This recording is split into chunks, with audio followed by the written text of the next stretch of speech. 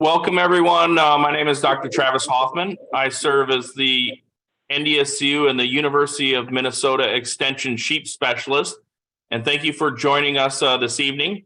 We have developed a feeder lamb and marketing webinar, which we hope that you can find as advantageous for your operation in calendar year 2023. A couple of things that we have in terms of our talented people to pull together.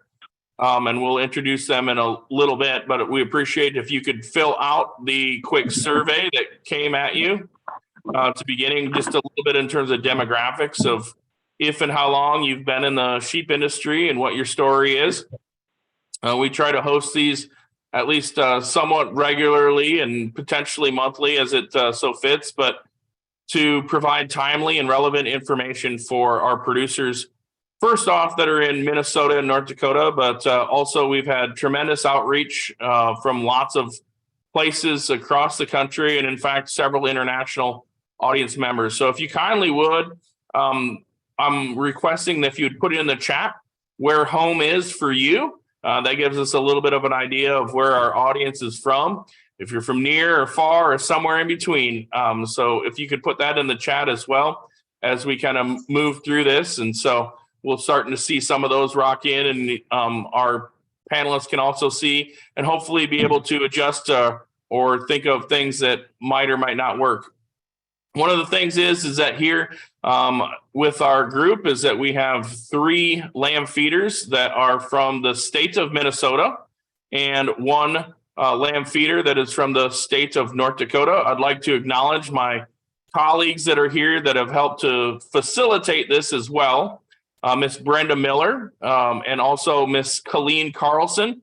Both of those individuals helped to facilitate our University of Minnesota Extension Sheep and Goat team, and these are available online on YouTube so that people can come back at a later time and be able to grab that information for us. And so, again, we thought this was a fun one to kind of pull together, or at least kind of a brainstorm of mine to kind of think and look about, truthfully, where our markets is. A lot of times I get the question, and I know several of our colleagues get that question as well.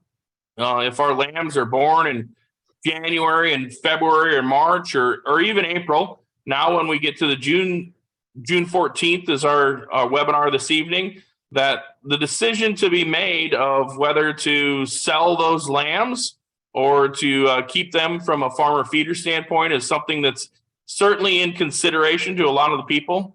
I know that I've been asked by a lot of different people within our programs of what's the story, what should we do? And again, it takes a little bit of prognostication and kind of thinking through this, but let's just grab some of the information for what we can do right on managing our feeder lambs. And then that decision can then be at the end of it as well. So I have tasked and provided 4 questions for each of our panelists. And so we will provide that discussion with 4 questions, 1 based in terms of animal health, 1 on shearing, 1 on nutrition, and 1 on marketing. We're going to open that up. And so we'll kind of see where we're at through that. And then the last thing that I would encourage all of our attendees to do as people continue to join us here this evening is put those questions in the chat box, and we will get through those. And so our group will be able to see those, and I will be able to help to moderate that information for our panelists. Okay. And so the first thing is that we have, again, I said 4 individuals. So Mr. Brad Myers is joining us, Mr. Dan Lippert, Steve Schreier, and David Buskell. And so even before we get into those, I would like to give each of our individuals an opportunity to discuss just a little bit of the background. And so, ladies and gentlemen, where we think about the sheep industry and the lamb industry, I'd be reluctant if I didn't say that I think the experience of our 4 panelists adds up to a big number. I should have added it all up. But Brad, I'm going to let you lead off our introductions, and we'll move through that. And Dan, you're next. Okay, I'm Brad Myers from Redwood Falls, Minnesota, Southwest Minnesota. I'm a farmer feeder here. I started feeding lambs in 1970 when I was in high school. I Have had a lot of fun feeding lambs. I can't say that for maybe the last 2 years. We also run a ewe flock here, which started in 1966. So I haven't missed a year of lambing since then. Still enjoy it. I have 2 sons that are part of the business here with me, and hope to have an industry to pass on to them as I get closer to retirement. We raise corn, soybeans, alfalfa, little oats, and we grow green peas for Green Giant. We're pretty typical farmers for this area, except for the sheep business. We are all very passionate about the sheep industry and hope for the best. So that's about it for me. Thank you, Brad. Dan? Okay. Yeah, I'm Dan Lippert and live in southern Minnesota, southwest Minnesota, not far from Brad. Been feeding lambs here for probably my whole life, kind of grew up with it. My family's always fed lambs here, and been on my own since about 1980. I took over the home farm here and worked with my brother Mike, some of you might know. And we farmed together, but had our own sheep operations. So I had a ewe flock for, I don't know, 15 years, and then specialized just in lamb feeding now in the last 30, I suppose. We raised, like Brad, some corn, soybeans, alfalfa, canning peas, sweet corn, and now navy beans. Got a son and a son-in-law getting involved in the operation, and that feels like an ambitious project, trying to get 2 kids going, but we're in the middle of that, and looking forward to your questions tonight. Thank you, Dan. Steve? Yeah, my name's Steve Schreier again. I'm very closely located to Brad and Dan, both within 100 miles, so which is very strange that you could have 3 lamb feeders. I think I'm the only lamb feeder in Murray County, and there used to be maybe 6 of us. So I guess we're a diehard breed. I guess I'd like to reiterate what Brad says. We're all passionate about the industry, and that's probably why we got the longevity that our panel or these people are with their experience tonight. I have 2 sons farming. One's an electrician, and he's crop farming. He's not involved with the sheep. And then my youngest son, he's living on the home place now where the feedlot is. He's a 50-50 partner with me in sheep business. We also run hogs, which I am currently within 1,000 head of being out of them. I've decided at my age, I am not going to feed pigs anymore, but we still run a 1,200 head confinement barn, which is on the home place. And then there's a 2,400 head confinement barn that is about 8 miles south of us. So raise corn, soybeans, alfalfa, highly diversified. I'd say the sheep business has always been part of our diversification, and a very enjoyable one. I've been involved nationally, enjoyed that very much. And trying to slow down a little bit. Still a member of the American Lamb Board at this point in time now, and I guess I can't get away from the National Lamb Feeders organization. I am serving as secretary, but continuity is what's my deal there. So again, welcome to the webinar. I hope you learned something. It's going to be pretty general, I think, for the most part. I hope we can answer your questions. Thanks, Steve, and appreciate again your service, and again in the National Lamb Feeders Association, and each of these 4 people that we have as your panelists have all been a large part of our American Sheep Industry Association, our main association that represents our industry. Our last person that's joining us is joining us via phone, and I appreciate all of our panelists for being a part of it. Mr. David Buskell, what's your quick story? I'm David Buskell. I'm from Winemere, North Dakota, which is 60 miles south of Fargo, North Dakota. My parents had a ewe operation all through high school. We lambed out 300 ewes, and then when I got married, me and my wife decided to start feeding lambs in 1988, and we've fed lambs ever since. I have 3 children. My daughter is married and is in Oaks, North Dakota, and she has a confinement ewe lambing operation. She has 500 ewes. And then my 2 sons are here on the farm with me. One has a welding fabrication business, and the other one is a partner in lamb feeding with me. And he also has a livestock hauling business, and I have a trucking business that delivers bedding to turkey farms. I do not farm. We buy all of our inputs. Thank you, David. And Steve, when did you consider that you started feeding some lambs? Actually, I've been around it just like Dan and Brad my whole life. But when I was a kid, I got up and did chores in the morning, and it was chickens and pigs and feeding lambs. And then my wife and I got married in 1978. I guess my dad actually probably exited the business in about 74, the year I graduated. And then we did not have a whole lot to do with lamb business. And then when I got married in 1978, we tried a little bit of the purebred business in the Suffolk, and that didn't work very well. You know how tough that is, the spider syndrome and how many other different things, you know. Sure. Suffolks are kind of a tough breed.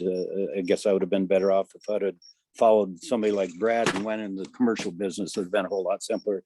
And I always had that interest in lamb feeding. In 1982, we built a barn and started with 500 head. And from there, we kept growing. And I think at our maximum capacity, we were nearly 4,000. We're permitted for 32 right now. We have not run that many here for the last probably 10 years, just because of the economics of it. And of course, my age, you know, and the lack of help. You know, the boys have expanded their farming operations and just not enough hours in a day. But been involved in it pretty much all my whole life then. Absolutely. I'm going to open this up. Thank you, Steve, to questions. And my panelists have been shared kind of 4 of the topics that we're going to touch on. And I'm going to allow you guys to kind of feed off each other.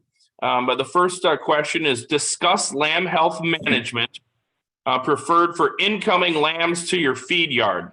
And so, David, I'm going to let you start that one. Well, the health of the lamb is determined on the feed they have before they get here. So if they have good grazing and are old enough to have weaned themselves, or if the producer has weaned them, that would be great. If they had an overeating shot, would be also helpful. But when we bring the lambs in, we actually do all that when they get here. We'll give them overeating, worming, but the producers should worm them before they sell them, just for their own gain and good that way.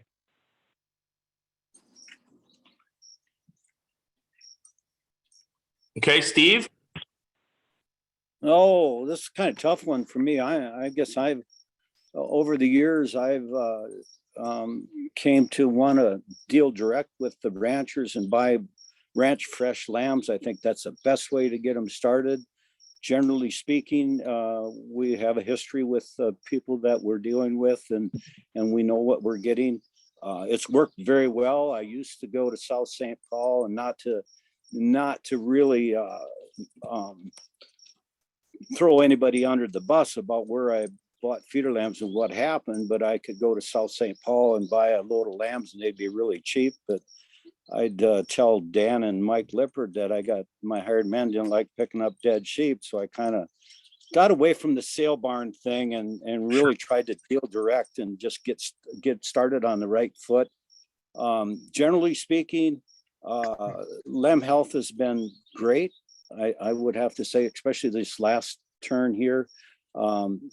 There hasn't been any shipping fever challenges. I'm very thankful for that. This year, there was no foot rot issues. I was very thankful for that. Our one issue that we did have this year was urinary calculi. We upped our ammonium chloride.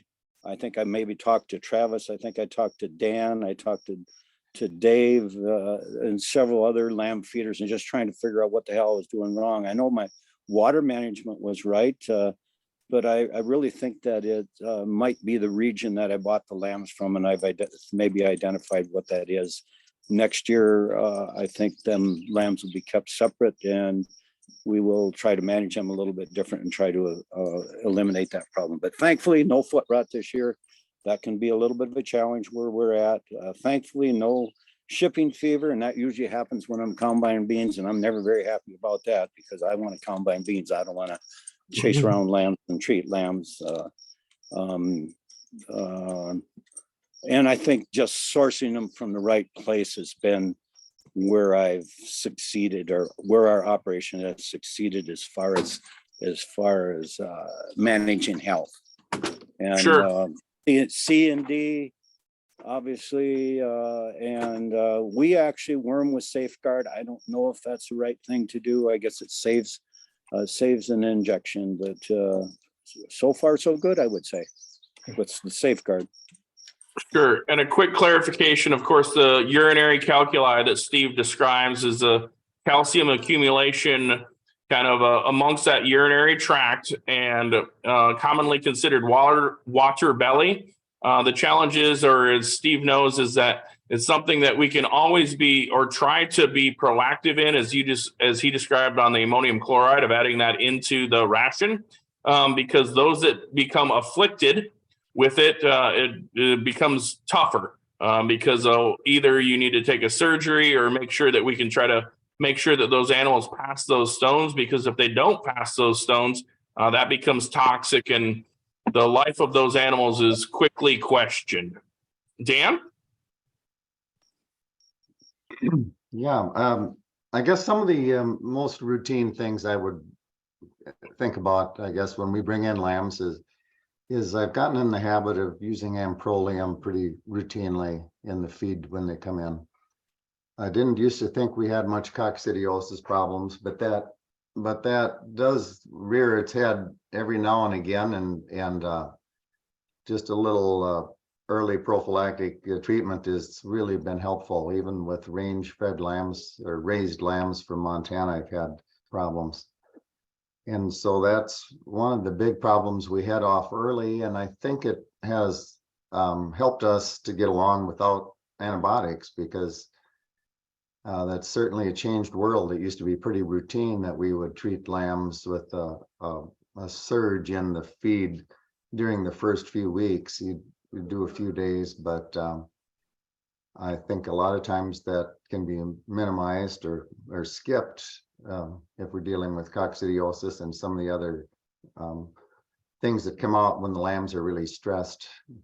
And of course, there's a tremendous stress whenever they're shipped 1,000 miles and weaned on the same day and thrown on different feed and different water and different weather and different pen mates sometimes. But that'd be some of the routine things I do. We vaccinate and worm as well. I guess I used to vaccinate routinely in the barn when they arrived, and I've had some issues with failures in vaccinating, and I think what I've learned is that when they're under a tremendous stress, a lot of times their immune system isn't taking hold very good, and you're better off waiting with the vaccine. And so I try to do that in most cases, but the processing would be the worming. Usually injectable is what I've been using. A couple of days of hay, and then jump onto the feeding program after that.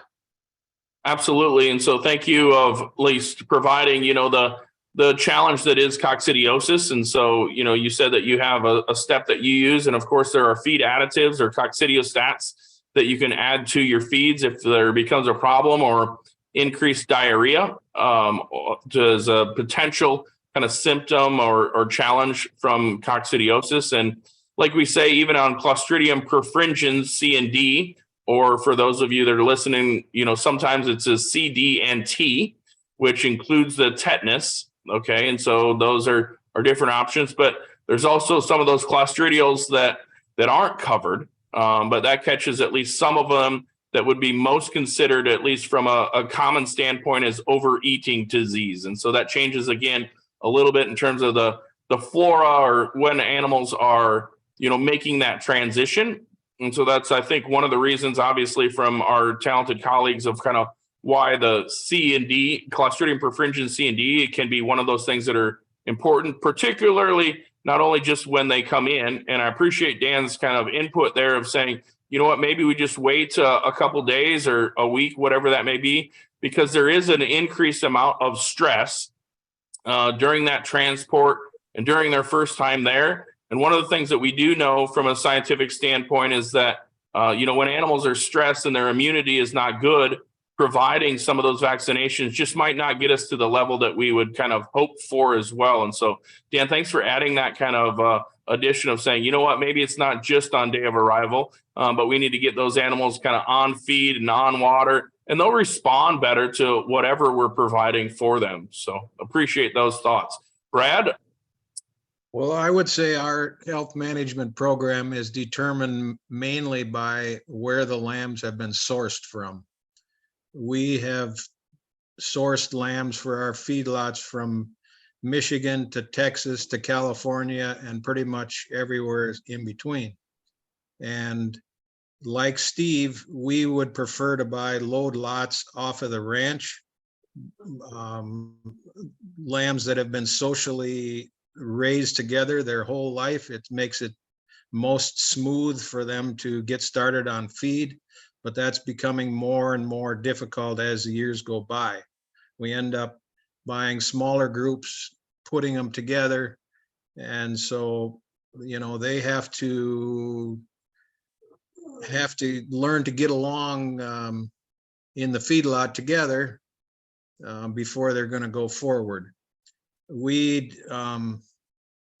do not vaccinate our lambs right away. We give them at least 2 days of rest, especially if we're hauling long distances.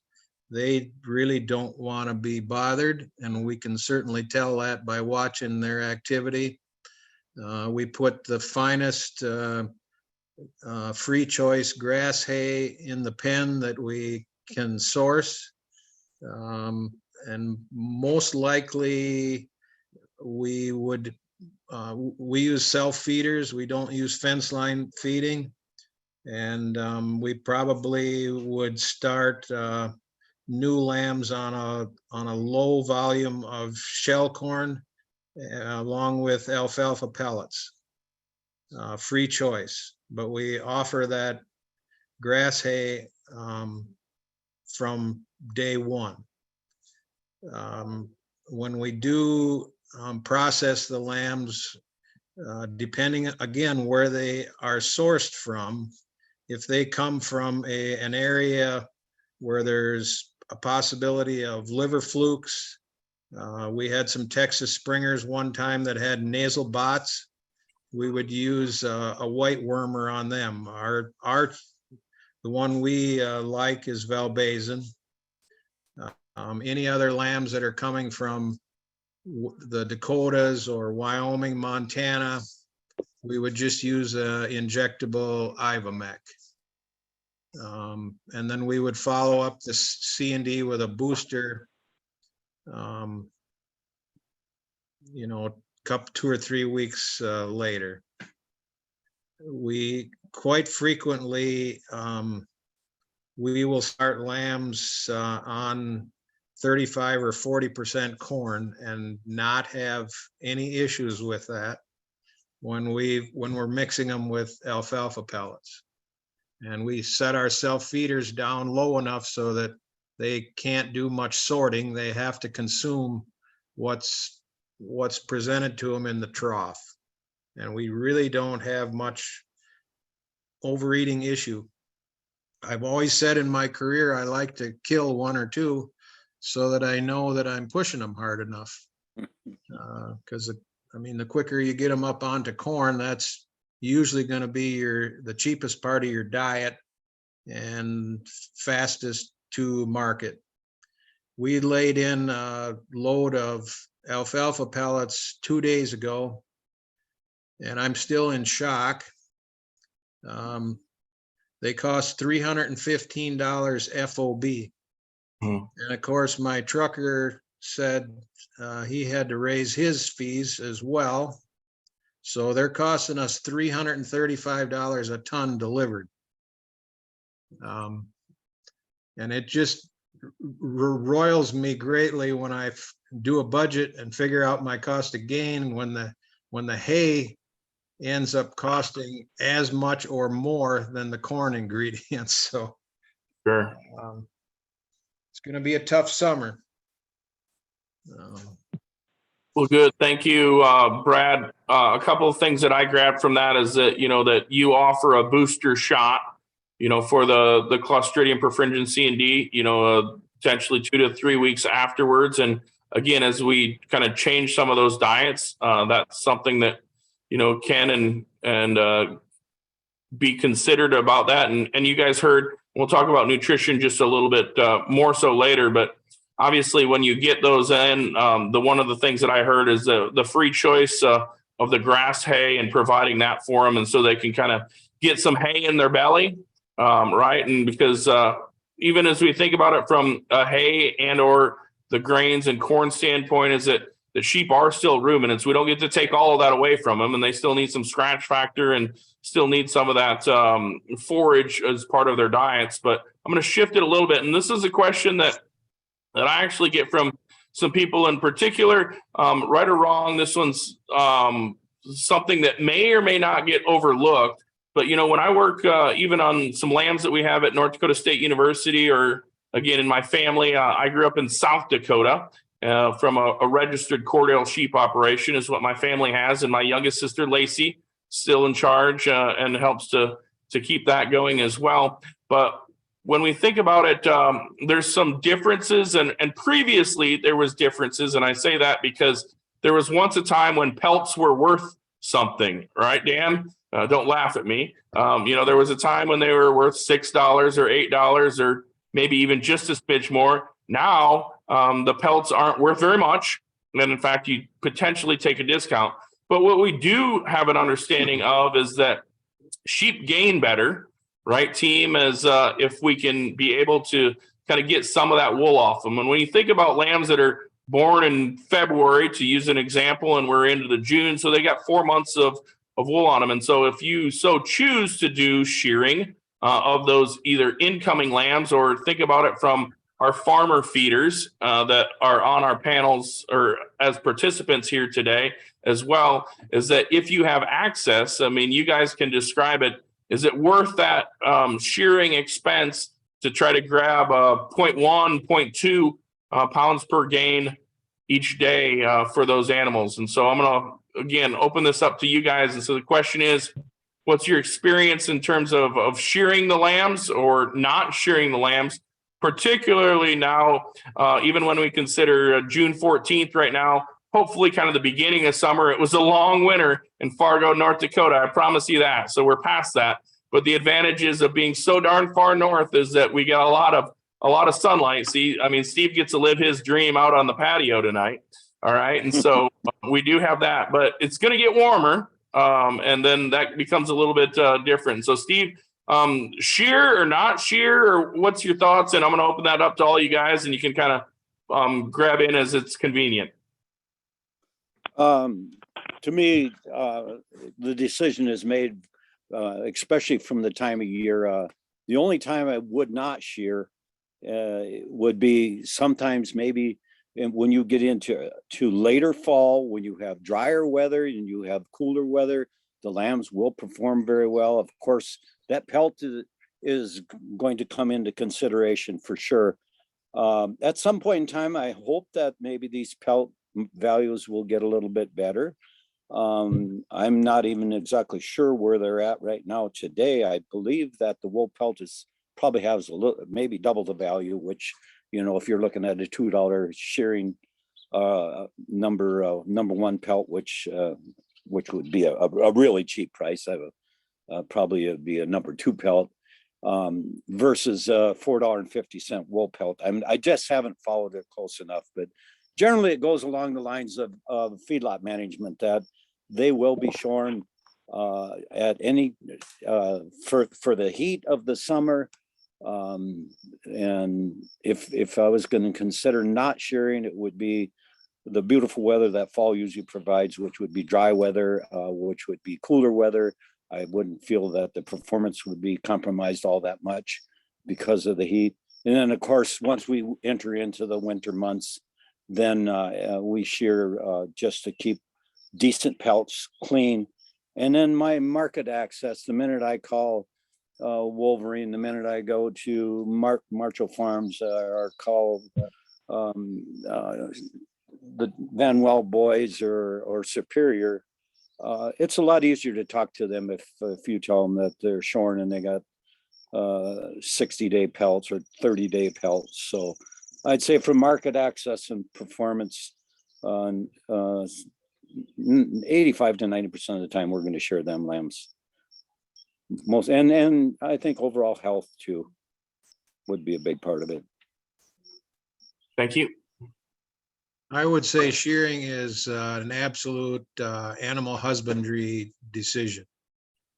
We have too much heat and humidity in the upper Midwest to not shear. If we're purchasing these lambs, people need to understand that we buy these lambs for $2 a pound. I'm just going to put that number on. We're buying 4 pounds of wool on that lamb for $2 a pound. And then we are hiring someone to take it off. And then when we get it off, it has a value of 5 or 10 cents or a 40-cent LDP or whatever. So we're going backwards on that deal. But it doesn't take too much death loss or a lesser rate of gain to offset those numbers. And so for us, June 1st, we're shearing. Like Steve, we probably would think about it come November 1st. And then again, we would start up February 1st and everything would get sheared beyond that point. So in my mind, it's an animal husbandry question on feedlot lambs. Absolutely. Thank you. And I just, I checked on skins last week, actually, and they do have some value. It's not a barn burner number, but the full wool pelts have the greatest value. But also people need to know that in the Midwest, we have so much variation in breeds. And so our skins never bring what these Western range lamb skins would bring. They have too much black fiber. They have inconsistent coarse wool in them, fine wool in them. They discounted price for those reasons. Thanks, Brad. I David? would say up here, we shear everything. The first reason, because we feed indoors, and if you don't shear them, they just build way too much moisture inside. They'll take way too much bedding, and you have all kinds of lung problems. So we shear everything for that reason, and we shear all 12 months of the year. In fact, we're going to shear this Thursday and Friday on my daughter's spring lambs. And they're anywhere from 50 pounds up to 120. And it's been hot this last couple of weeks up here. The humidity hasn't started coming yet, but they just lay there and pant, and you shear them. They're a little more active. They're going up to the bunk all day long, and it just does more. And also, it, like Steve said, it opens up a lot more places you can sell to. People like to talk to you. They know if it's a shorn lamb, more than likely it's clean. They know it's going to yield a little bit better because you're not going to have 8 pounds of wool still on it or whatever. But so we shear them all.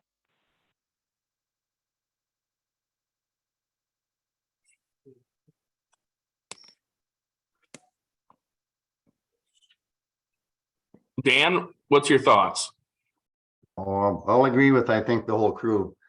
We would typically shear almost everything. We get into late fall with some shorter wool or, uniform Western lambs, sometimes it works pretty good.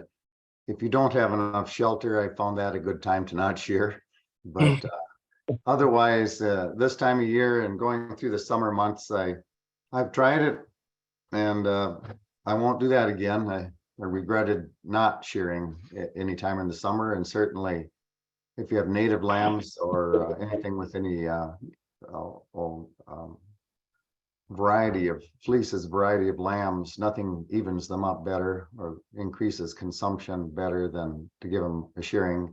And I'll second also what Dave said, that nowadays when you're struggling to find bidders, it's hard to find buyers at certain times. And one of the best door openers is to have a uniform set of shorn lambs that takes a little bit of the risk out for the buyers. Brings a few buyers in that absolutely weren't buyers with a long pelt. Good, thank you, Dan. And I'm going to keep it at you. We're going to move to our third of four of the questions, and then we'll open it up, of course. And in fact, we could have done obviously the whole webinar, and so I appreciate kind of everyone's description and or conciseness of provide your feeding and nutrition strategy. And of course, a lot of our attendees and participants are small farm feeders. And so any quick suggestions as we think about just the feeds and nutrition, Dan?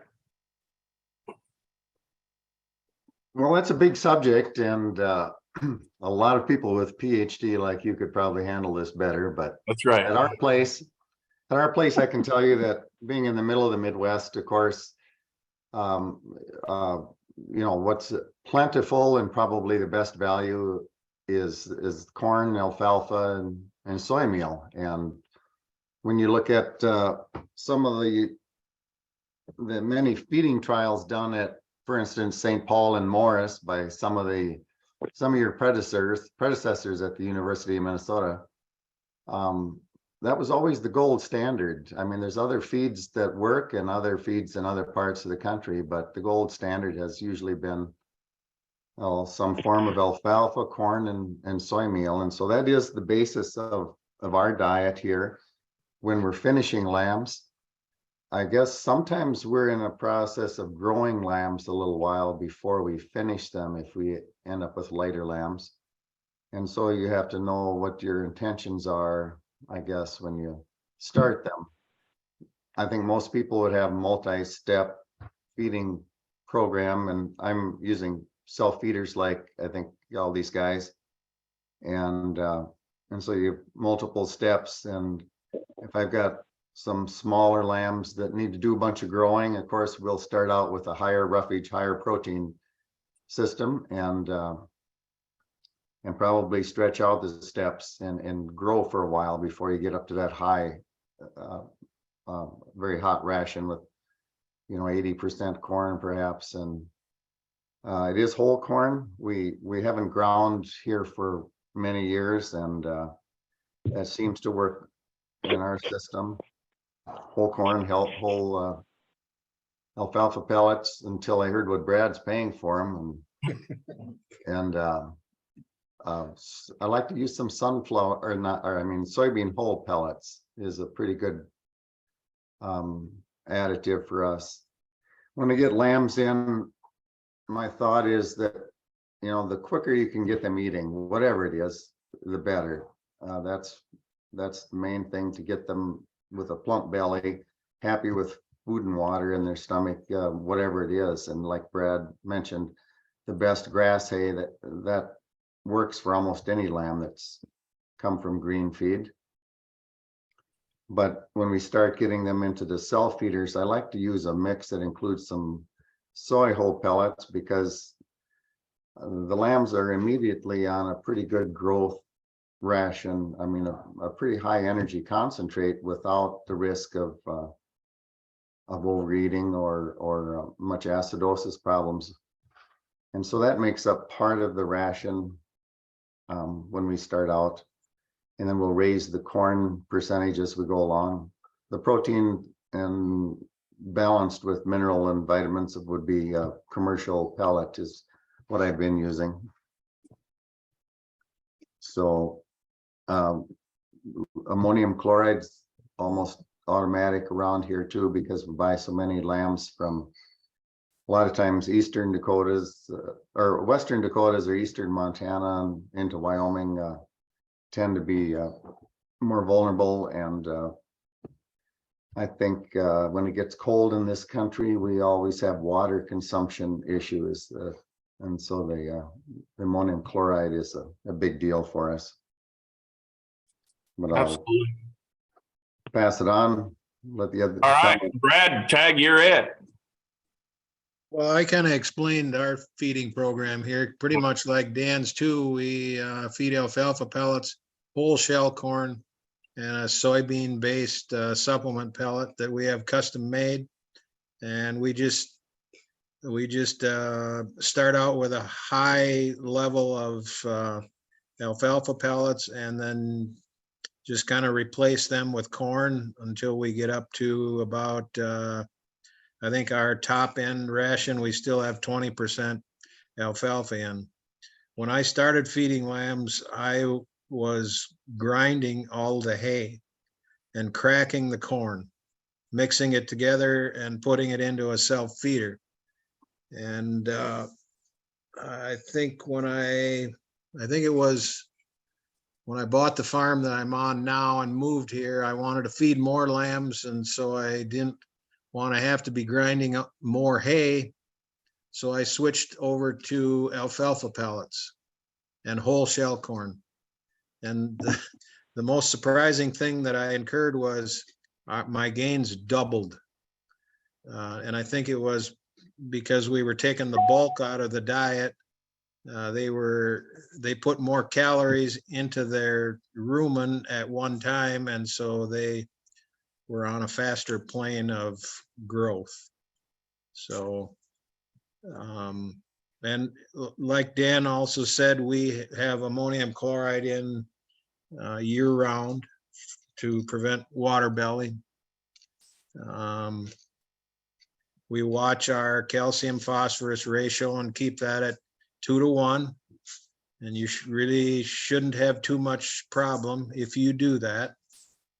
But still on occasion.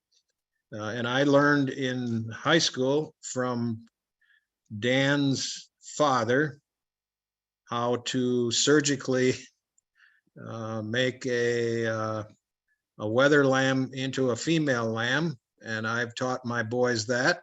And so that's always our last resort if we do get a water belly. And I'd say it's at least 50% or more successful. So that's our routine here. Well, better than 50% success rate of those afflicted with water belly is a good rate, is it? And so once they get afflicted with it. So Steve, what's your story?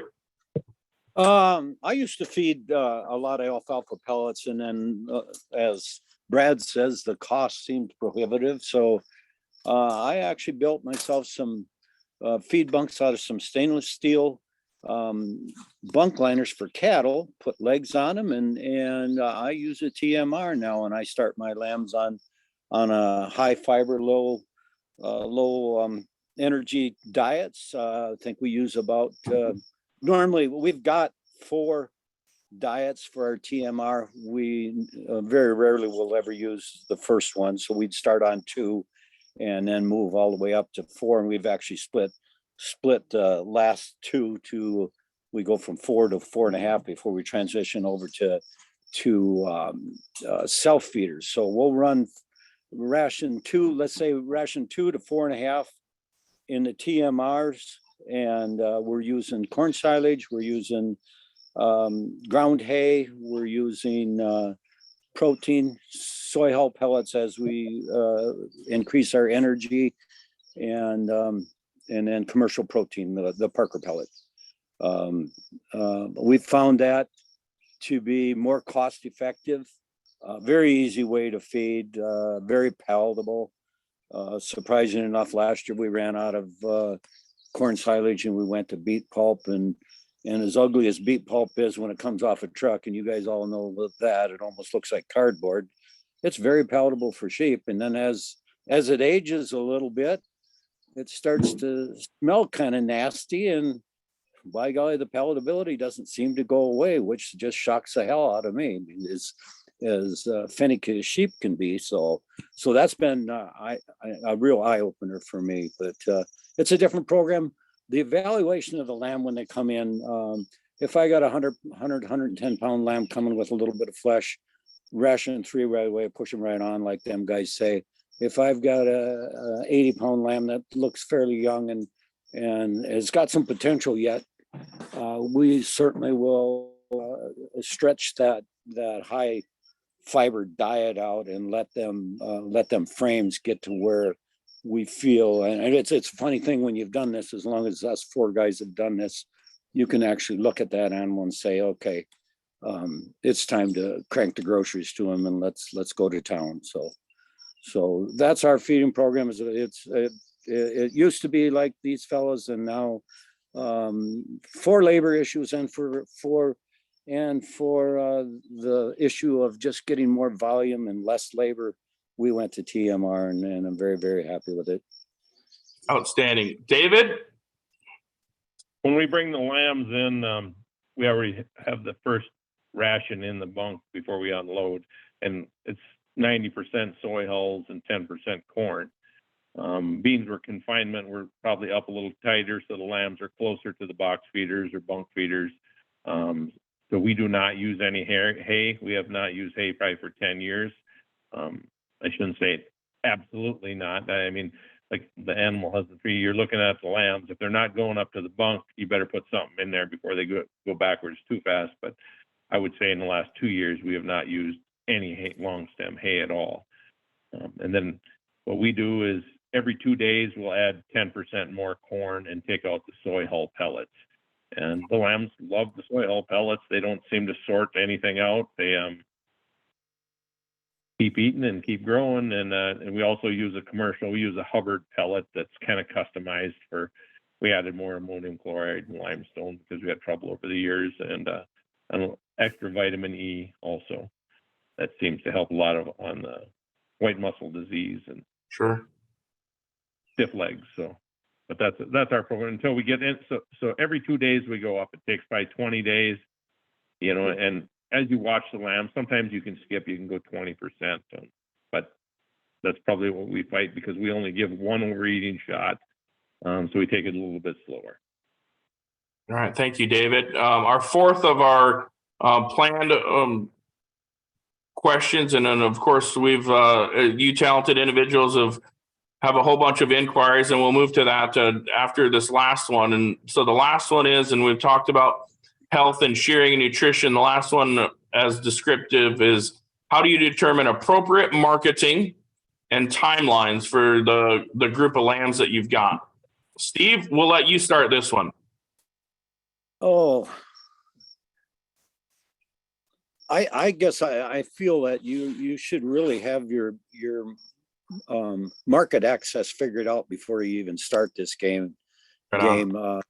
We've actually in the past 15 months have actually been exclusive to one company. Now just very recently they've had plenty of lambs, and we've got some old crop supply, and so we've moved to another or got rid of some of the last of our old crop lambs to another company. But I want to know pretty much when I buy that lamb where that lamb's going to go, and there at that point in time I can look at genetics and say, okay, in this case we've been looking at 150 to 160 pound finished lambs, and so we want that genetics that'll carry that, so that when he gets to his final destination, slaughterhouse, that lamb is I'm not going to get a call from him and have somebody all pissed off at me about the quality of the lamb. I guess I take a lot of pride, me and Mike and our family take a lot of pride in how we finish our lambs and what they actually look like when they get to the slaughterhouse, and trying to please a lamb buyer is a really challenging thing. Even if they're the nicest guy in the world, they get trained into some kind of mentality that they're pretty interesting people. But as us four have known, we can break them at times. So that's the fun part of it. So I hope that answers. It's kind of a vague answer, but we can address that later, Travis.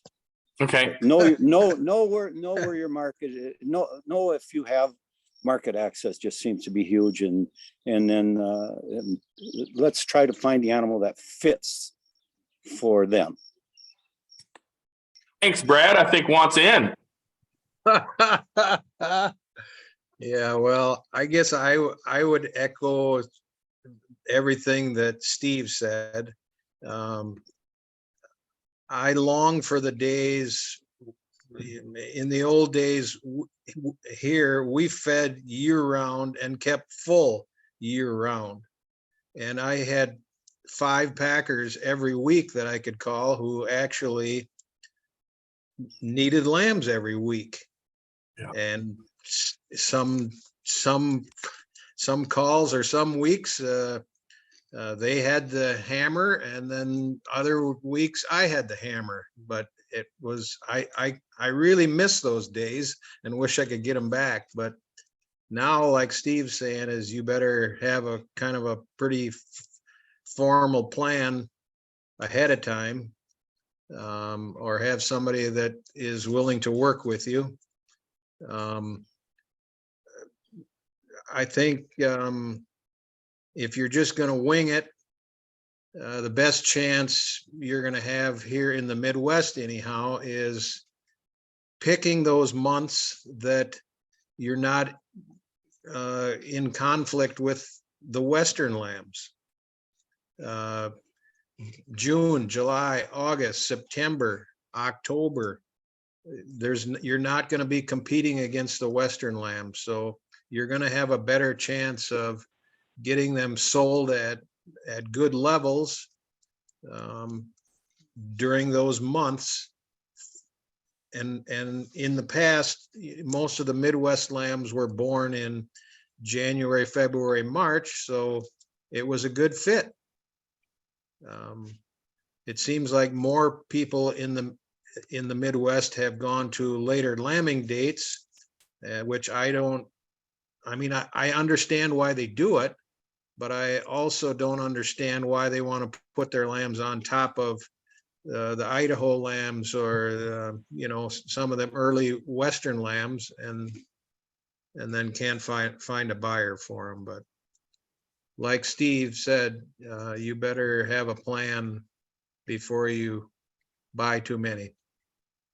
Thank you. I think that's a great point. And I think as we think about it from the North Central region, and of course we have people that are joining us from across America, and in fact a couple countries as well. But when we think about it, the advantage is that those earlier spring-born lambs, right, Brad, allows us the fact to kind of get those to market earlier, and even those that are either working from a contract standpoint or evaluating where the market is. I appreciate your thoughts on that, of kind of use some of these. And for those of you that have joined us, again, these aren't on ones.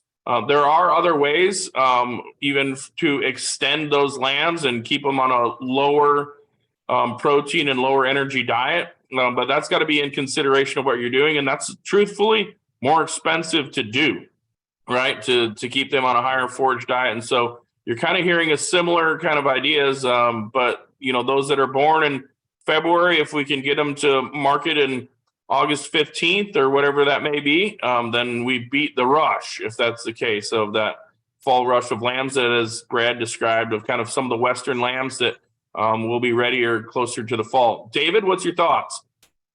I'd just like to address the smaller producer flock, 200 or down, where freight is a big deal or whatever.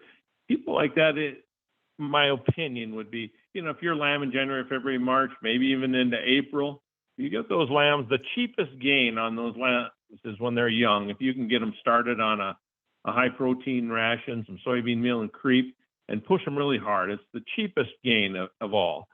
And just keep them on that.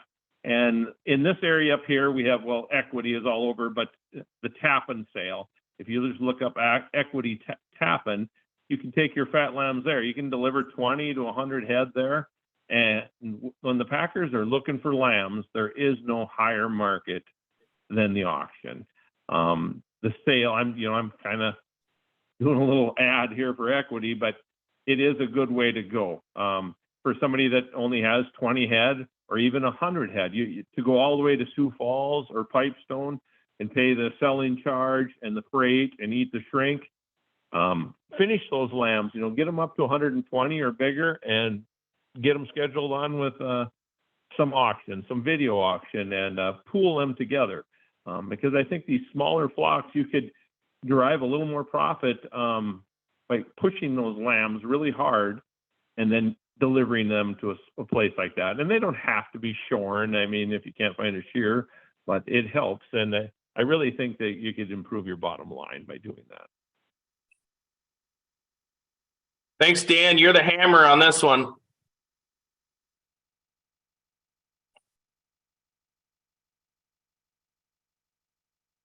Oh, you're on mute. Yeah.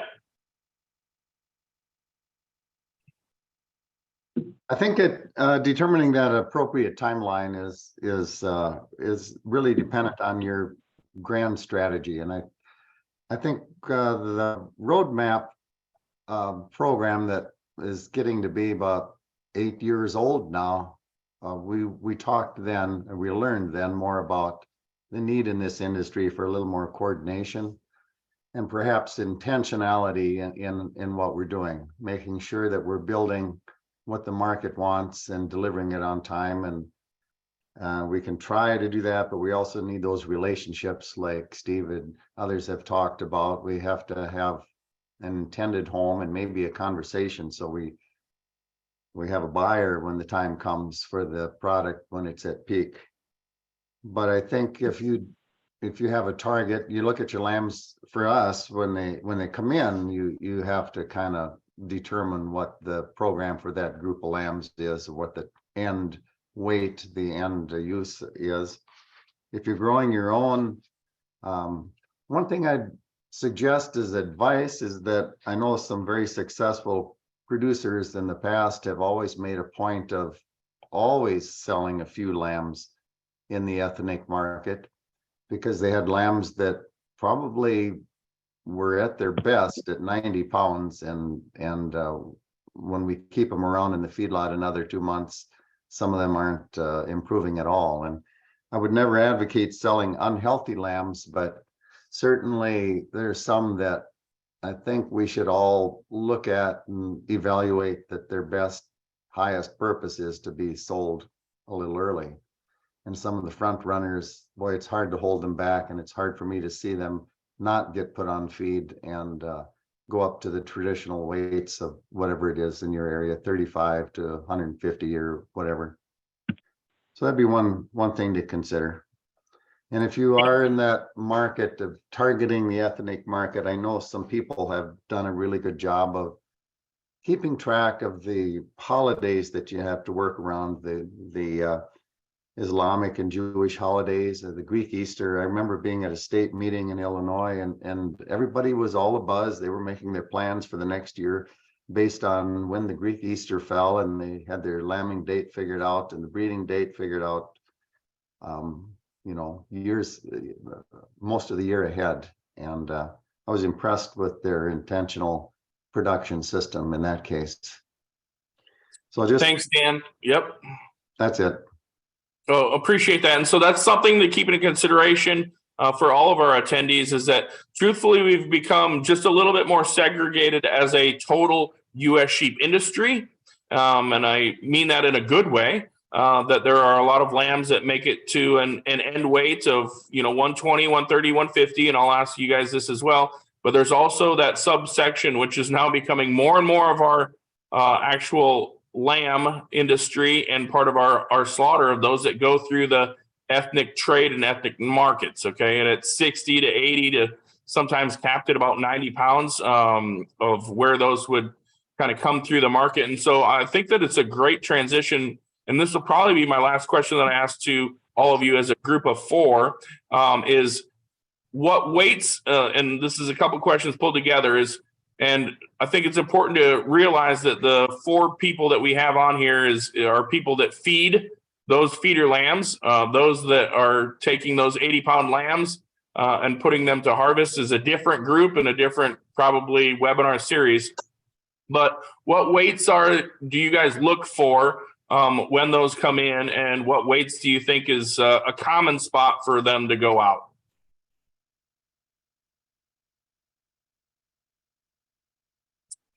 Thanks, Brad, for volunteering to be first. Oh, okay. I guess for many years at our feedlot here, we prefer to buy 90 to 100-pound lambs and take them to 150, 160 pounds. That seems to be where our traditional packers would like them. Now, if we bought some native lambs that didn't have the genetic potential to do that, we obviously would not take them to 150 or 60 pounds. They might get marketed at 130s. To speak to the ethnic part of the question, I don't know. I don't know what people should do. I think they need to first off know their cost of production. I field many calls early in the spring wondering, should we sell 80, 90 pounders? It looks like an attractive number that where the market is at. And I ask them what their cost of gain is. That's the first question out of my mouth. And I would say 98% of them can't answer that. So I don't know how you make that decision, not knowing what your feed costs are, what your death loss cost is, what your cost of money is. So I think that's key to making that decision. And I also tell them that you only get one lamb crop a year. And I know the accelerated program is around. There's a few people that are doing it. I'm not sure that it's sustainable in our, in our sheep program. So I look at it as we're going to get one lamb crop. We have one shot to generate revenue. And is that revenue enough to keep that ewe around for 12 months and to support your family? So I guess that's my thoughts on marketing. Thanks, Brad. David?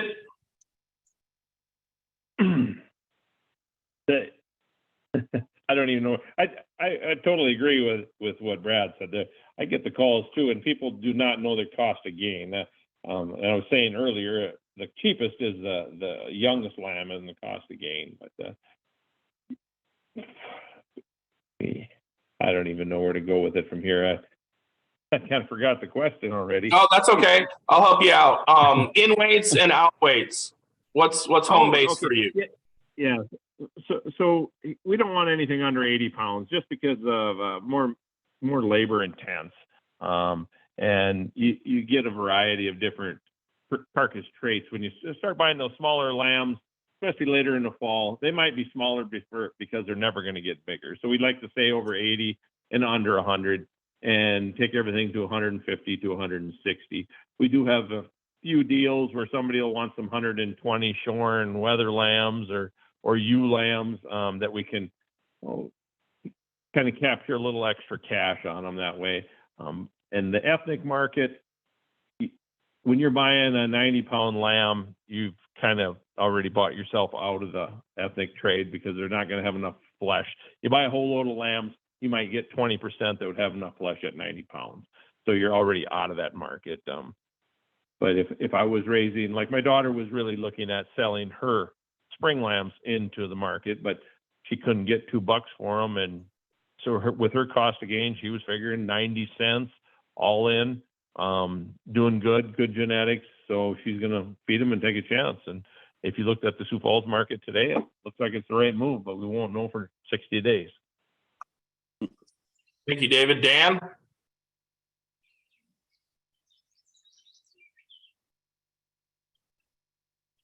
Yeah, I'd say, I prefer to buy lambs 80 pounds and up. Usually 90 and up is, what fits pretty good. The markets I've been selling into, usually, up to 150 pounds on the way out the door. And, that's about that. Okay, thank you. Steve? I guess I certainly would buy a 70-pound lamb. I used to feed a lot of them, but the ethnic interest has brought us closer to the 100-pound lamb Sure. what our access is. As far as the market weight, I target obviously an average weight of about 150 to 165 pounds, or a carcass weight somewhere around that 80-pound carcass. When I use a two-way shoot, I'm going to have a variation of lambs when they come in. There's no way that it's going to be any different. If you look at a lot of these auctions, they'll tell you there's a 20% variation in the lambs. So part of that's genetics, and some of that might be part of age. But when it is genetics and it's coming through my two-way shoot, and I can see that it's done, it's got its finish, it goes on the load, and it becomes an average of the weight of the lambs. And then when the packer looks at the kill sheet, he wants a mix. And so it's a win-win for both of us. Yep. He gets what he wants because he's got a mix of lambs in his cooler to satisfy different orders that he might have. I have a lamb that's done here. It's going to turn from a yield grade 3 to a yield grade 5, and he don't want that, so I win. And his efficiency goes all to shit if he's weighing 120 pounds and I'm trying to make him 150, and he's just putting on straight fats. So two-way shoot and a good eye, and give it a mix and try to keep them yield grades from I want to say 2.5 to 4 seems kind of where the target is here for our operation.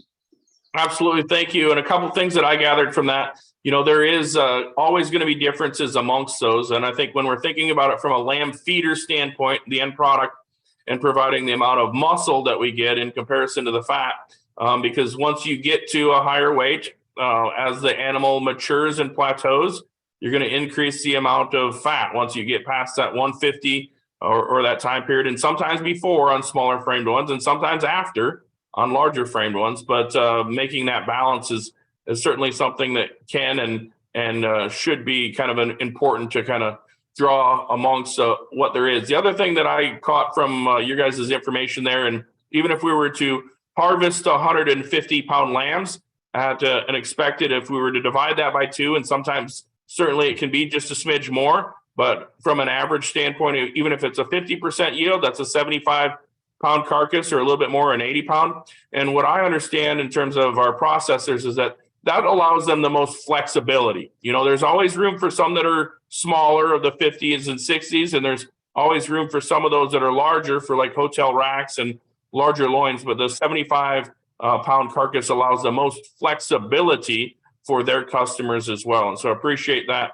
And everybody's thoughts kind of as we kind of dig through these. We've got quite a few questions. That's the last one that I'm going to do kind of for you guys. That's a 4-pronger to catch all of you. What I'm going to request as we kind of move through these is if there's one of these questions that kind of fires you up, or that you feel as though that's something that you want to answer, or maybe one follow-up that'll keep us kind of moving through. But I got a great question here to kind of lead us off into this conversation.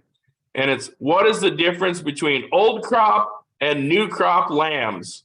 The only answer I was given is, when you see one, we know, which I find is an unusable answer. And so maybe all 4 of you guys want to do that, but we're going to keep it a little tighter. What's the difference between new crop and old crop? I'm going to tell you the price difference today is $1.25. That's the difference today. What did you say? If you look at the Sioux Falls market today, the price difference, spring fat lambs are $2, And old crop 138 pound lambs are 75 cents. Ooh, had to be something wrong with them, Dave. I hope so. Oh, for sure. Hmm. Well, the new crop lambs won't have any no rolls on, which will not grade. So therefore, they have a market access with the new crop lambs. Generally speaking, the new crop lambs that are being slaughtered right now would be the native lambs that are born around here and California spring lambs. And then, of course, the fall lambs that were born last fall, October, November. So I don't know if that answers the question. Anything that's considered old crop that I have around here would be probably March through April, maybe May born lambs would be considered old crop lambs. And Brad and Dan and Dave all know this, that if I got a lamb that was born in January and I own him now, which would be roughly 17 months later, that lamb's, you're going to be very much at risk of having an old roll lamb, and versus later younger lambs, which would have been born sometimes Western range. People will start lambing in April, May for the obvious reasons of weather and lack of facilities, and they definitely will not have that no roll lamb in them, and they'll have more value to the packer. They're less discounts to the feeder, I guess, put it that way. Thanks, Steve. And so a quick clarification in terms of industry descriptions. If we were to consider those new crops, some of those will be as early as 5, 6, 7, 8 months of age. Those that can be finished quickly. The older crops have been on a different plane of nutrition. And so as he described it of, May born lambs from last year are now a year old, right? And so we're at a year plus, and then you get to 13, 14 months. And what Steve described there as no rolls is ones that if they're young, they will break. Okay. And they call that at the front leg, there's a break joint. And if it doesn't break, what happens is that there's ossification of that joint. And those then are spool joints and would be potentially considered mutton instead of lamb. And so those take the price discount, or what they called as no rolls, because they are not eligible for USDA quality and yield grading. And so hopefully that makes sense as well. A couple of them there. Do you have specific thoughts on running feeder lambs pastured under solar?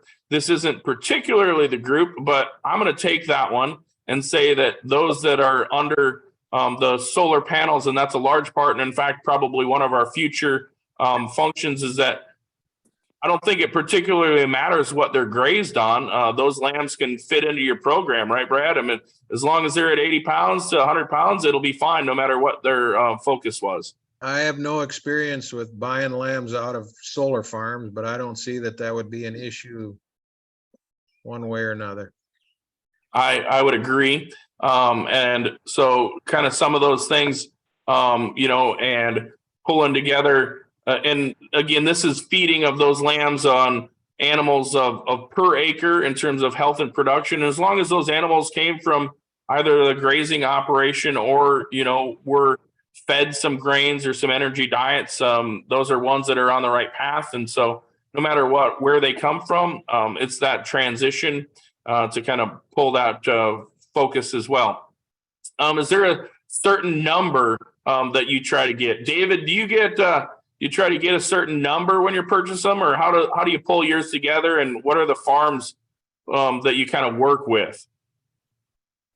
Mainly ranch deals, like everybody was saying, and it's because of the freight. We used to buy local sale barns and whatnot, but if you pick up 50 here and 75 there and 100 there, by the time you run that truck around and you only bring home 300 head, your freight per lamb is more than coming out of Montana. You can go out to Billings, Montana, and load up full load and come on home.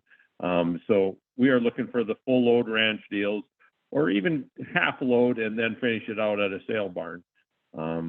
It's just the freight eats you up really fast, and the health coming off of the ranch is you're going to have 2% less death loss, maybe even 4 in our experience. Thank you. I knew that we would have the question. Does anybody want to discuss mineral programs for your operation?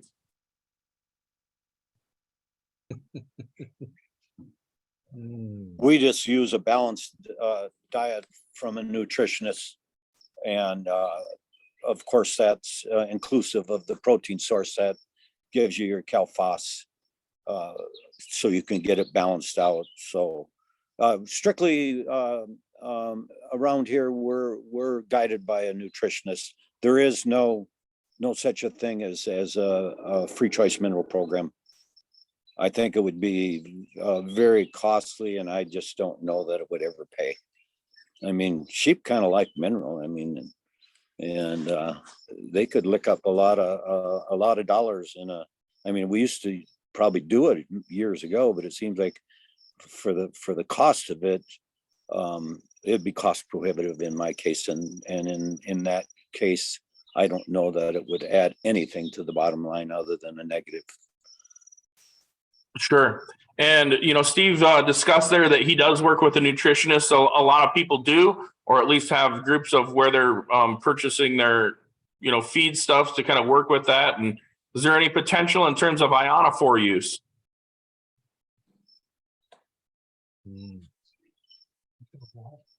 Ionophore use. I don't know.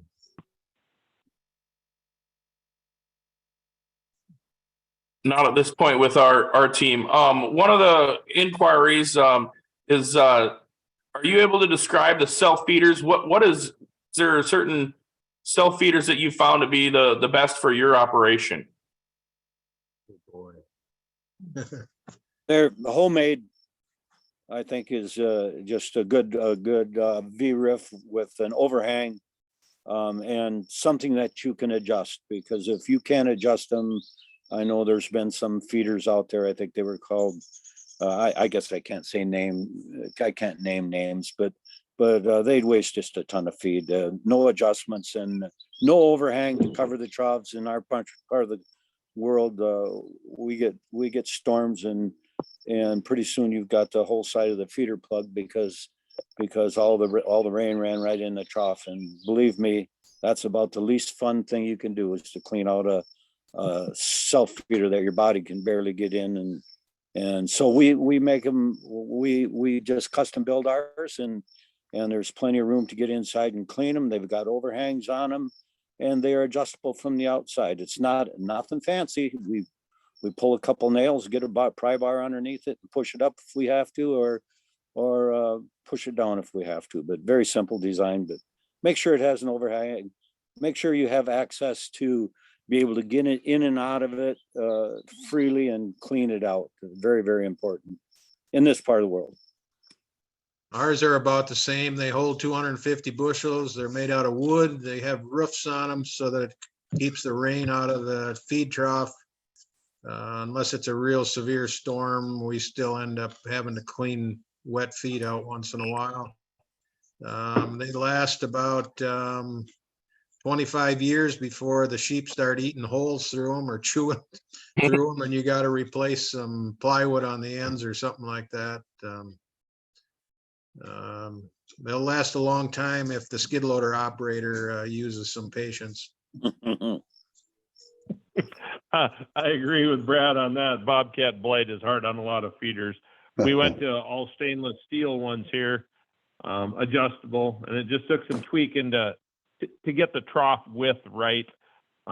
We went bigger on the trough width because we want them to accept horns. We get a lot of horn sheep in, and as soon as we went larger, they started shoveling that feed out and right onto the ground. And that, well, when feed costs are $300 a ton, that gets excitable. But so you almost have to come up with a design that fits your genetics in what you have.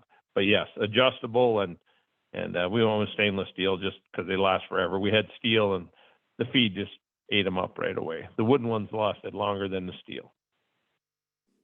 Thanks, guys, for providing a description of what works for you guys on feeders. I will tell on the next question is that, there is a continued increase as we look at, home base for the traditional, as I describe it there, of the lamb feeding market is potentially a speckled face sheep. And I've seen a bunch of them at Brad's place and everybody else has them too. But there is a little mini subsector in the world, and it's no longer a subsector. All right. And that whether we all or identify where that fits into the system, the inquiry comes of hair sheep. All right. And so our hair sheep are our Katahdins and our Dorpers, and see, you heard a humph already from Brad. Okay. And so this isn't what works for everybody. And in fact, the question comes is, do you feed them the same? Are they treated differently? And I'm going to take the quick stab at that. Of those that are moderate in terms of their frame size, the reason that, the Dorper fits the world or fits that sector of the world is because at that 80 pounds, there's a bunch of muscle on them, right? And so if we think of that, and in fact, there's actually getting to be a little bit of the cover on them as well, if we were to think about that. And even the southeast portion, or those that are more Katahdin driven, and Katahdin is the #1 registered breed in America now, and so those that can fit into more of that non-traditional or ethnic market that Dan was a prognosticator and several others said it's coming. Well, ladies and gentlemen, it's not coming anymore. It's here. And so do any of you guys have any experience feeding any of the hair sheep, or say, no, thanks, we'll let somebody else serve that purpose of the world?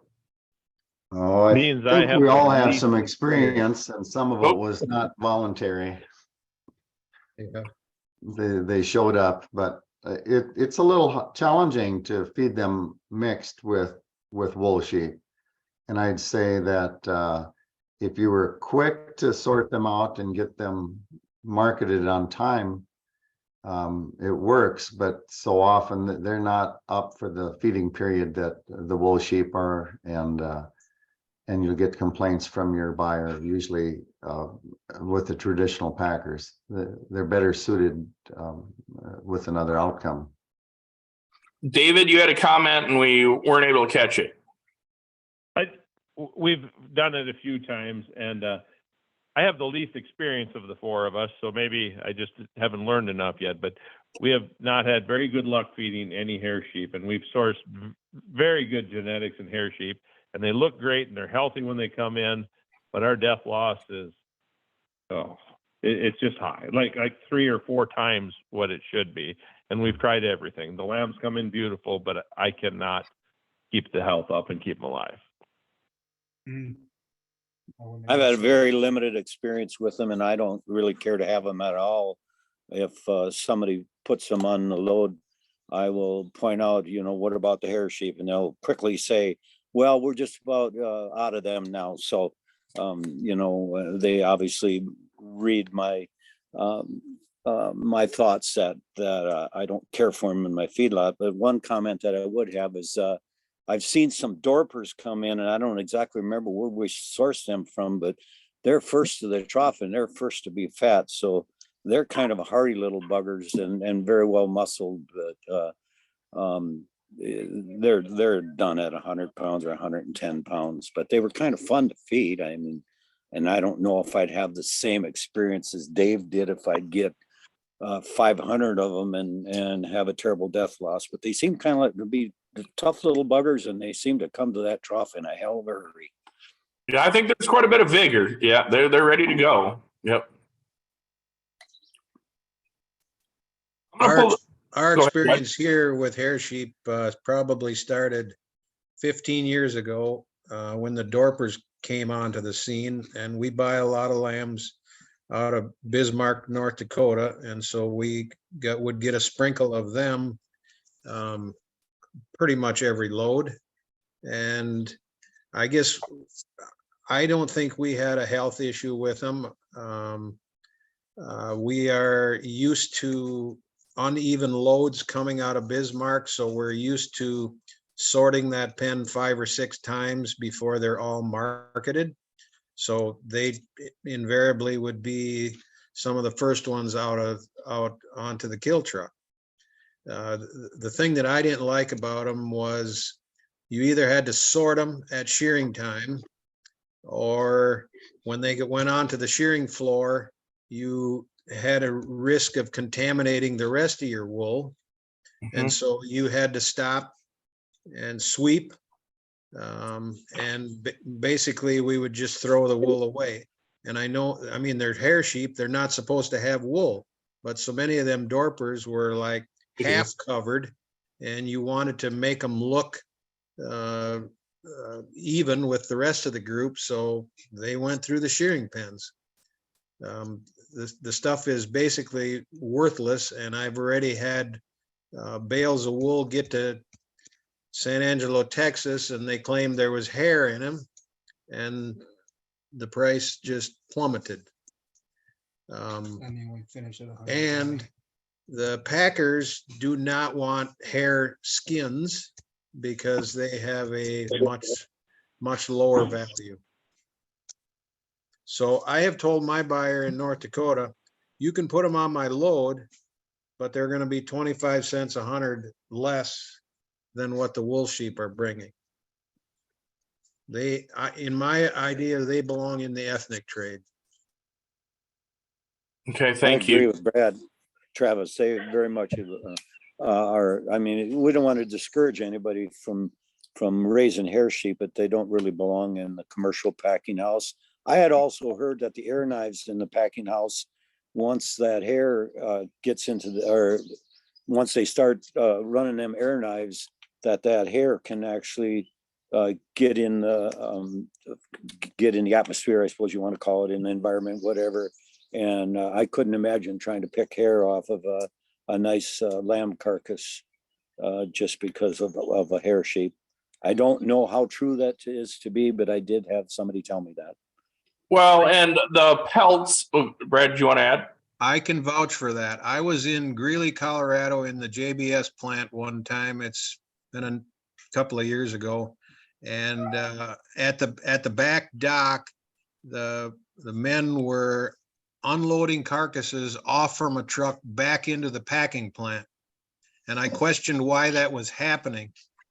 And the manager there told me it was happening because the inspectors found 2 hairs on a particular carcass. And so the whole load had to be unloaded with the HACCP rules the way they are today. So what Steve is saying is accurate. Okay, thank you. And I think, as we think about the diversity of the sheep industry, those that are designed as hair sheep, we discussed here that they're going to finish quicker, and right or wrong on that, maybe those are better to capitalize at the 80 to 100. And I think we can kind of come to that consensus that there's always going to continue to be right now some market for those. And at least as we described it with 4 traditional lamb feeders, that it doesn't fit what they're wanting to do, but it can work for others as well. A couple of quick ones here, and I want to grab this one. Let's do this one first.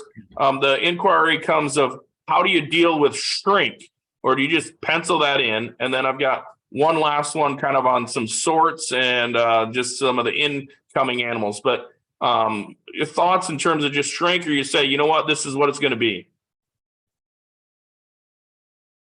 I want my shrink to be reasonable for the miles that we are getting them lambs delivered from. If I'm coming from the West Coast, I'm probably going to look at an 8 to 12% almost being unacceptable.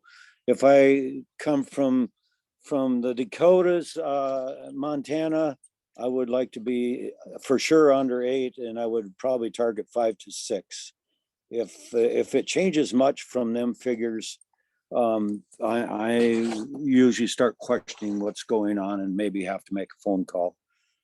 So, and then going out, we use a 4% pencil shrink. I don't think that's anything that I really care for. I sure wish they'd pay me for my carcass, straight up carcass yield like the swine industry does and the beef industry does.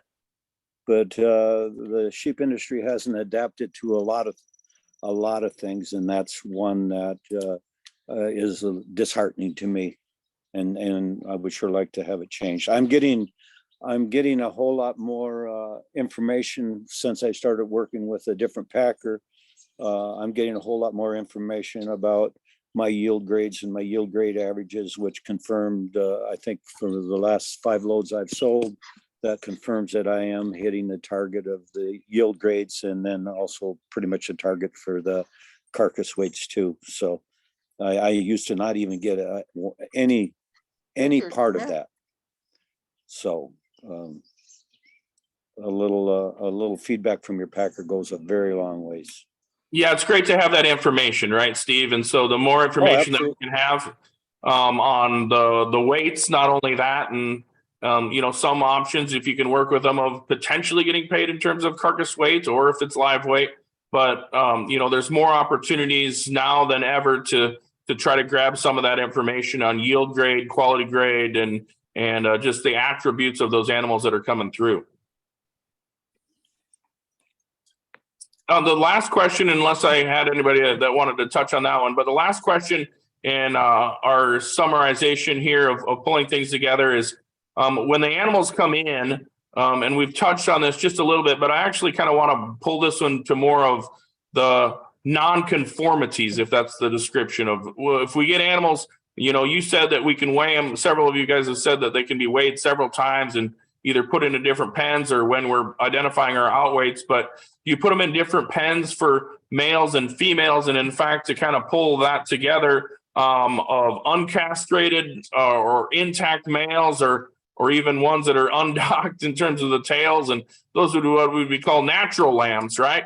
But of pulling that together, what's your thoughts kind of in terms of just those non-conformities, no matter what they are, and how do you deal with them? David said that he has a bunch with horns. So I'm going to give you that last one in terms of that information and kind of pull that together.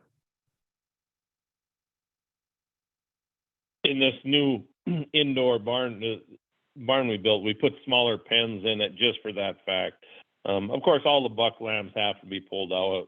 They'll ride and breed, and doesn't matter what anybody says. And the lambs that they say are pinched are usually just a broken band, and it's trouble. So we do sort it all out. And if we can, that oddball stuff, move it as fast as we can at a lighter weight, maybe into an ethnic market.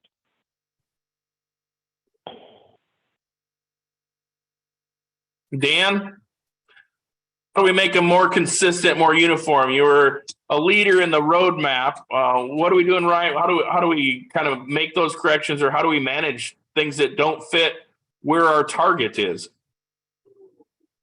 Well, I guess it starts with conversations. We have to know what our consumer is, or at least our buyer. And by and large, we have to not just talk to the consumer, but the people that buy our lambs are what matters. The people that write the checks to us are really our customers, and we hope that they are communicating well with the customer, the consumer.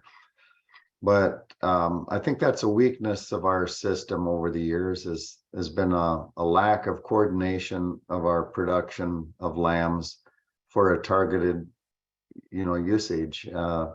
We've been functioning like a commodity system for a long time, and we've got the highest priced protein in the case. I think that we need to attempt to deliver precisely what that customer wants. And in many cases we do. I don't want to fault our whole production system, but so often we get caught up in a time of not enough homes for the lambs. And like this past spring,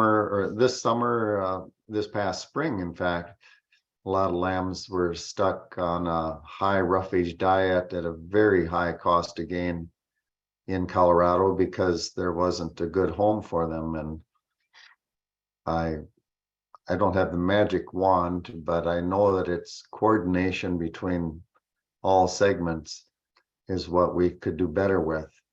And I don't mean pyramid schemes or where you have to buy into the company or necessarily be in or out. I think we could still accommodate we've got, what do we say, 80,000 producers of lambs in the country. It's hard to accommodate everybody, but I think we could do a lot better job with connecting, the producer with the feeder and the feeder with the processor, and building a product more consistent. Absolutely. Thanks, Dan, for that the definition in terms of consistencies. And so, Brad and Steve, these are going to be your last shots at it on and I think this is a great transition to kind of finish up and pull everything together of, we described a few of those nonconformities and identifying where our target is. Brad, how do you manage some of those that don't fit where your target is, and how do we get better at just meeting that target? And Steve, you get to be the hammer to finish out today's webinar. Are you just talking about like different sizes and different genetics, or? Yep. Is that your question? Yep, the gamut. And then, they brought in, rams and ewes and wethers, and just kind of the overarching of how do we get that a little bit tighter? Okay. If we had 1,000. We here at Redwood Falls have, for many, many, many years, learned to use a cutting chute. And so, like I said earlier, we may sort a pen. Our pens are set up to hold about a truckload in each 500 head. And I missed saying earlier that probably people had questions. We have two 16-foot self feeders for 500 head. That's a little bit off subject here, but I thought earlier that maybe people would have questions, and they eat from both sides. So, but we use a cutting chute and may sort 5 or 6 times before that pen is emptied out. And so we're focusing on harvesting those lambs at their appropriate finished grade. Not so much weight, but grade. The majority of our lambs come from the Dakotas, so they have big enough genetics that they can get to that 150 to 160 pounds and be in that yield grade 2. What we target is 2s, 3s, and a sprinkle of 4s. Sure. Packers struggled to merchandise yield grade 5s. They cost too much to feed, so it's not our goal to make yield grade 5s. They struggle more merchandising a yield grade 1. So they have an easier time getting rid of a yield grade 5 than they do a yield grade 1. So unless it's a prolapse or has something physically wrong with it, we do not send something like that. We do not try to put or buy rams or buck lambs. Tails, not a big issue, but we certainly wouldn't try and buy a huge amount of them either. But we definitely stay away from buck lambs. Steve, how do we get us better? What do we do? I'm a lot like Brad, but we actually feed in 1,000 to 1,100, 1,200 head pens, and once them lambs have been on feed for the appropriate amount of time, it's we're sorting through them, and as I said earlier, the packer wants a mix in the cooler. And as I look at that lamb, or my son, he runs a 2-way chute with me, or the cutting chute, whatever Brad refers to it as the cutting chute, same thing. You see that finish on that lamb, send it to the packer, because it's not going to do me any good, and it's not going to do him any good in the future. I think, as I said earlier, that the mix, and I don't know that a lot of people are in love with a yield grade 2. Some of them probably are, but I think our targets would be closer to that yield grade 3 lambs, and then in some cases some yield grade 4s. The 1s and the 5s are tough, as Brad said. The fact that there was so much trim that was going on a year ago, I got tired of hearing it, and actually I seen some of that stuff, and it was very disheartening when you get in a situation like we were in last year. It was a very serious problem, and there was a lot of people that were trying to right it, but it certainly couldn't be done given environment we're in, the market environment we're in. Buck lambs, if we were to get any kind of quantity, we would get a masculator out and make sure that they weren't buck lambs anymore. So we just can't have that. But if I'm on the phone and I'm in Bowman, North Dakota, and somebody says here, or a buyer says, I've got 25 buck lambs, I said, put them in a separate pen. We'll put them on a different spot in the truck, and we'll take care of them when we get home. Whether either pen separately after taking care of them, or sometimes left in there. They're pretty slow. They're not too aggressive once they get that kind of treatment. Does that answer the question? Absolutely. Thank you so much to all our panelists. And Steve touched on that. In calendar year 2022, we got behind as an industry in terms of currentness of our industry. And that's why I think that it's more fun to ask this question now, because last year we knew that we were in a tenuous situation, that there was more lambs than what we had demand for the U.S. industry. And so hopefully right now we are in a more current, and the data would suggest that we're in a more current market system, and hopefully supply and demand meets our seasonality of the U.S. Sheep industry. And so this is, if there's been any in the last 5 years to my team of lamb feeders, this is hopefully one that I'm a little bit more optimistic for, that hopefully we can catch that ride, and that our demand continues to pull, because we are having some increases in terms of per capita consumption.